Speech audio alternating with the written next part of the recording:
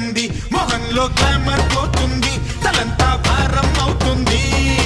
ఆకాశం తెగి పడిపోతే ఏం చేయాలన్నట్టు అలా తెగ